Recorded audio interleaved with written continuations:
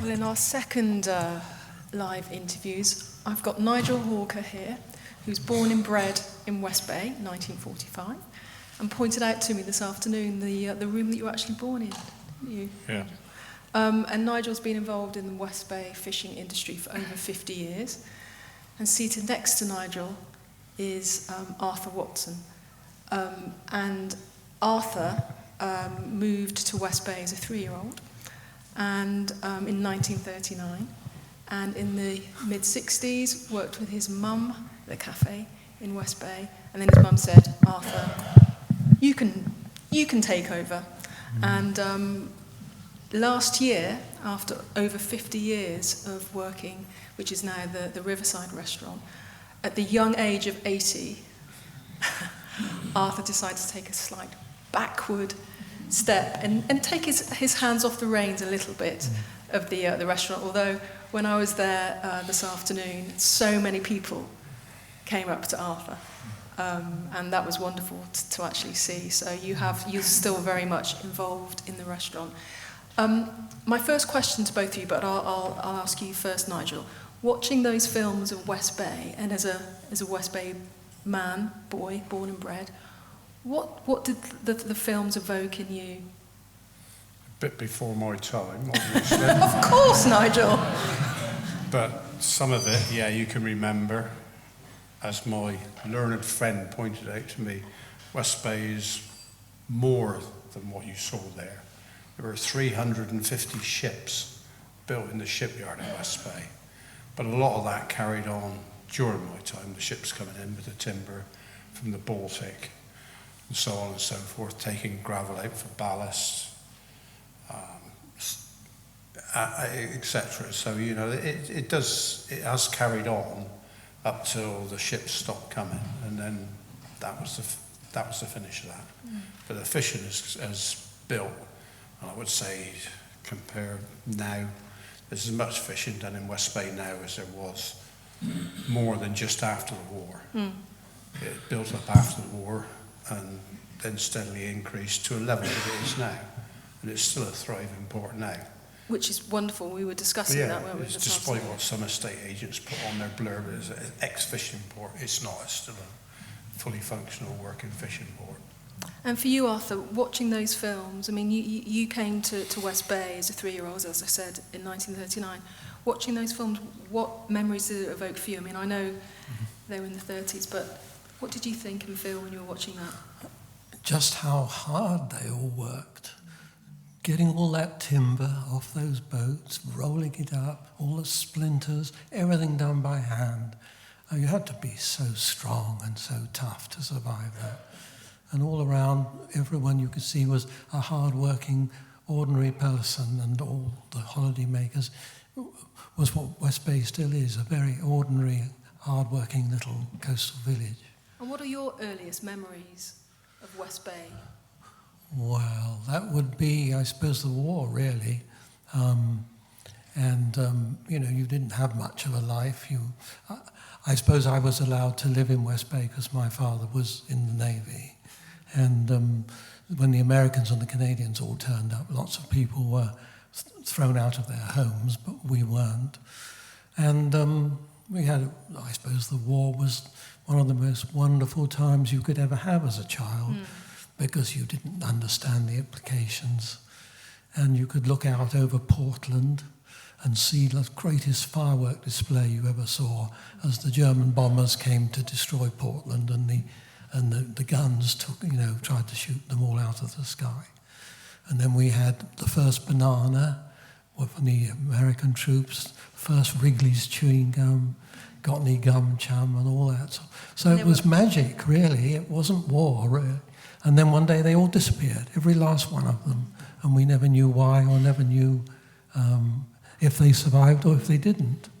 So, yes, it was a very different place in those days, and very local. People from the local community, you came from Crookhern occasionally and Chard. And the people sometimes came in a Wessex coach from Bristol, but they were real aliens, still are. Now I know, Nigel, you as I said, been involved in the fishing industry for over 50 years. You were kind of thrown into a boat from a very tender age of 4 or 5. But I know from the age of 10, you started to earn a really good living as a 10-year-old. Tell me a little bit more about that. Yeah, well, once again, I wasn't alone. All of us lads used to help out with the fishing. When the men were at work, our fathers, uncles, etc., we would go and spot for the mackerel before they came in. This is in the summer, what you saw the seining and what's it. And we would spot for them, ready for them to come off. We'd have the boat, out of the gear ready, etc. And when they left work, as soon as you had a crew, you would shoot for the mackerel. And as they came away from work, you would be there. And my father, who was one crew, you know, my grandfather, my father, great uncle and that, they would share out. But my father was always very fair. He would always give the boys a half share, which some of the crews didn't. There was only basically 2 crews in West Bay, the Barneses and the Walkers. And some of the crews, I'm not saying that the Barneses didn't. I was never involved with them, so I don't know. But our share would be more than what my father could earn in a week in his job as a boy. So you were like millionaires. So in 1955, as a 10-year-old, how much were you earning?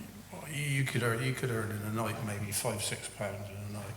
So is that... Yeah, that would be a week's wages for an average labourer around here at the time. So that meant you could buy your first bike? Bike, yeah, things like that, yeah. And yeah. you could go to the pictures as much as you wanted to, buy as many ice creams as you wanted to, and all the rest of it. You're the lord of the manor. Yeah.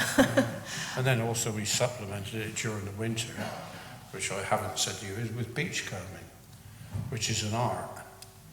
As my mate who's here will tell you, you're a West Bay boy. If I walked past a penny on the floor now, I would see it, even in the dark here. And so would he. And you'd fight over it. That's a West Bay boy, you call that, because you actually, you've got the ability to do it. Because you see them walking on with their heads down, they're always looking. And when they used to roll about on the beach, the couples and that, you know, up to whatever, we used to hope that the money fell out their pockets and we'd grab all of it. And then we could go and pick it up in the winter, you know. But you didn't only get modern coins, you got old ones. I mean, I've got Roman stuff, I've got all sorts. And rings. Yeah, rings. My mother used to have rings all over, gold, silver.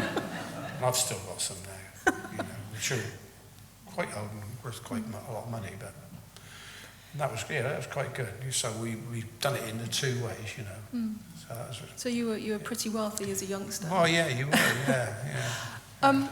Arthur, if I could ask you, for you, the Riverside as a restaurant really evolved in the 80s, didn't it? In terms of it being the restaurant that it is now, that we know and love as the fish restaurant. How do you think sort of tourism changed West Bay in the sort of 80s and then subsequently your restaurant?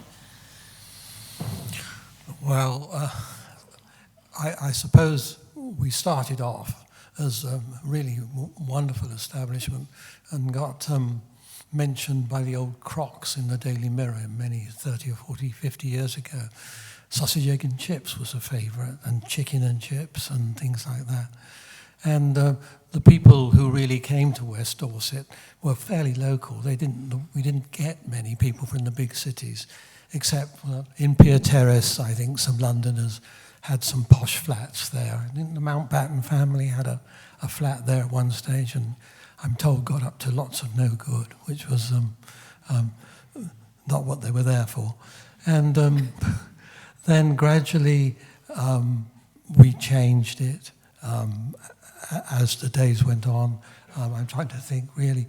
There was no real demand for seafoods very much, and until about the 80s, when suddenly second homeowners started arriving. People from Bridport actually went abroad and had squid in Mallorca and wanted it back in West Bay.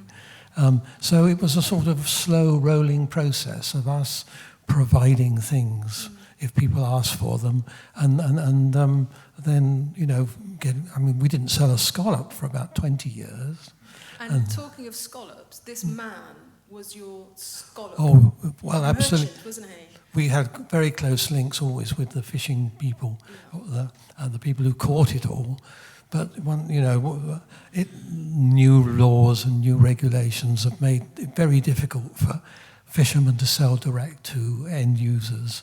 And but Nigel could. Well, in those days, yes, that was fine. Now it's even more difficult. They monitor everything, which in the end is the only way we're ever going to save the fish. One of the films we saw was the seine fishing with the mackerel. Now, I know that you had spotters. Tell me about the wonderful Bertie Williams, Oh, yeah, Nigel. Bertie, yeah. Yeah, he was a man from Burton. He was a lovely old chap. And he would spot for the mackerel.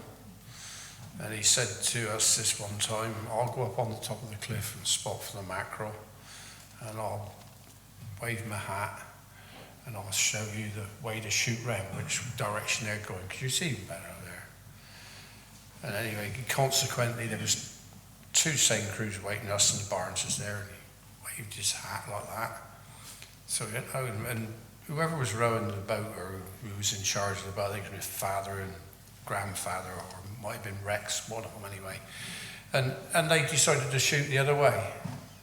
And Bertie got so frustrated, he threw his hat on the floor, jumped up and down on it, and we were all laughing that much that we couldn't shoot the seine, and we missed the mackerel anyway. And the Barnes just went on and caught him, so quite funny. And what did Bertie say to you when you got back at shore? He'd give us a right telling off about it, he was not happy. But he was a lovely old chap, he really was, Say he was an old chap when I was young, so he really was, yeah. But he was a character, like West Bay produced many, many characters. You can mention as many as you want. My father, Rex. You? Brother. No, not me. I'm not a character. I daren't tell you what I've got up to. You have, actually. He's told me quite a lot, but we can't broadcast, I'm afraid. No. That's the X-rated version. Coming back to you, Arthur, we were talking about Keith Floyd. You were talking about how fantastic he was as a chef. And I asked you the question about, were you ever tempted to branch out? A very successful restaurant, which is known all over the UK, and lots of top chefs and restaurateurs, name check you. And you said, no, it never interested you. You never wanted to be a Rick Stein, you never wanted to be sort of Mark Hicks. Tell me why. I wasn't up to it, really. I could see they lost their lives to the people that promoted them. They stopped being individuals, many of them, and became brands. A lot of them just weren't have a diary as long as you can imagine of places they have to be, and they can't be where they really want to be, which is back where they all started. So if you don't leave where you start, then you're okay. You don't need to move. And we've had all sorts of people suggest all sorts of things, but I'm a bit small-minded. I think you can only run one place well, and once you start doing 2, 3, and 4, you need to be an accountant, and you don't need to care for the customers at all. And we've built up over the years, 20,000 people a year, 50 million people over the 50 years. And many of them come back time and time and time again. And why do you think they do come back? I mean, you mentioned 20,000 a year, millions over the course of 50 years. And it's not just... It's because of what... You have lots of celebrities come, you have lots of people come. Why do they return, and why do you think people keep coming back? I wish I knew the answer to that. But I think everyone gets treated the same. And they can, West Bay, particularly West Bay, is not trendy in any way. And they can feel completely at home, nobody bothers them. You talk people like Martin Clunes, who's around, does so much for the area. He's a wonderful supporter of everything. And he loves it because he can go to ground and it's not trendy and he isn't harassed by anybody. And there are numerous people like that in this area who just want to be left alone. And they are. Nigel, you mentioned that the fishing industry in West Bay is thriving today. But as an industry, it's still a very, very dangerous industry. You know, when you were working, and occasionally you still, I think, still pop out occasionally, how does a fisherman deal with the fact that it is a very dangerous industry? Well, you just get on and do your job, you know. I mean, there's lots of dangerous jobs, probably a bit like miners. I don't suppose they ever thought when they got in their cage to go down, they wouldn't come back up. And you know that you've got to do what you've got to do. You've got to catch the fish, you've got to do this, you've got to do that, you know. It doesn't come into it, really. You know, you get asked, do a risk assessment before you go out. If you've done that, you'd never go. You know, so what's the point, you know? Do you feel you're at risk? Yeah, I fell over that slab there when I was walking to the boat, you know. Once went to get on the boat and went to step on it, it moved away. I was in the harbour, you know. And it's a bit difficult when you can't swim, you know. So I got up the ladder and my crewman said to me, "Where have you been?" I said, "In that harbour there." And he went, "Oh dear." So yeah, but you don't think about it. There are many dangers. And if you told stories about what had happened and how close you'd been, you could be here all night telling them. I'll tell you one quick one with this guy here that's a friend of mine. I was a skipper of this beam trawler and he was a crewman, and we hauled up a German mine. It was a 10,000 pound mine. All the detonators were down the side, we could see them. We're looking in and we're saying, how are we going to get rid of this thing out of the net? The detonators were brass. And he looks up to me and he says, "I'll go and get the hammer and chisel and knock those bits of brass out." No, don't bother. You'd taste sour, which was quite funny. And that's the way you treat it. Yeah. Another time, another crewman I had, we picked up a 1,000-pound bomb. And I said to him, just sit on it and put your feet out and keep it steady till we get to the rocks. He said, "What happens if it goes off?" I said, "Don't worry, you'll be the first to know." Final question, chaps, and I'll start with you first, Arthur. What does West Bay mean to you? Well, I suppose I've been here since I was 3. I've been away now and again. It's a uniquely low-key, wonderful place to live your life. I can't think of anywhere else I would want to have spent all of my life, and working with wonderful staff, my dear wife, who's been my partner in all of these things. Without her, I'd still be doing sausage, egg and chips, I think. And so she, although she's not here, deserves as much credit as we all do. And it's really something for the whole area, really.